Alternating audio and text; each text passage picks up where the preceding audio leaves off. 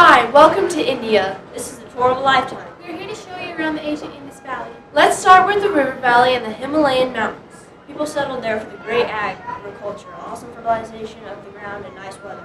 Also for it was practically inaccessible to invaders and outsiders. The weather was nice and cool in the spring, except when the snow started melting and created flash floods. Jackie, now nobody will want to come and stay here with their life in danger. I'm sorry, I forgot.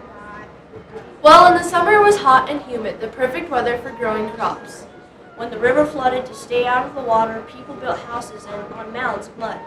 Then civilization evolved from living on mud to living in cities. The cities were then built a ways away from the river, and the houses and buildings were made of oven-baked bricks which lasted longer and were stronger than sun-baked bricks. They had many cities and villages, but the two most important cities were Harappa and Mohenjo-daro.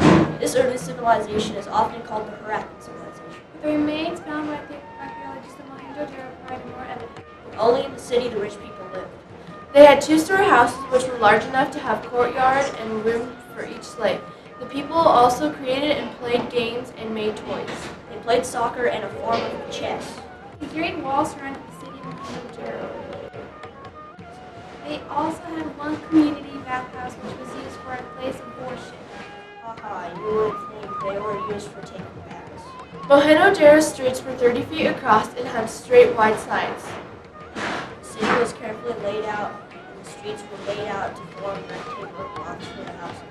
The wall protected government buildings, the bathhouse, and a storage shed full of the harvested grain. It was enough to feed 45,000 people. Farmers and the poor mostly lived in small huts surrounding the cities. It doesn't matter who you are, you can stay wherever. They had many different jobs, but the main jobs were working as merchants and craft workers. The merchants bought and traded with everyone.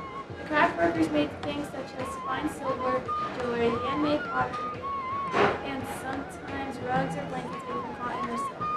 Let's talk about the food and the agriculture. They didn't eat beef because they thought cows were holy. So the people hunted animals and looked for wild plants growing to add to their food. They didn't grow rice because they weren't Chinese. The people had great fear of their gods.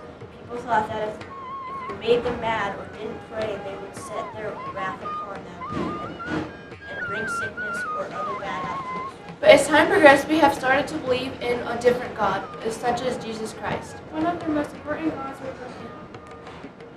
He is the God of creation, and that's how the Brahm cows got the name. You are not to touch the cows in India, but here we really don't care. Well, that's all we have for you. Don't forget to tell everyone, like your friends and family, to come stay with us. See you soon. You can call or visit us at 1-800-INDUS Valley or www.indusvalleyriver.com. If you also have any suggestions, please call or email. Bye!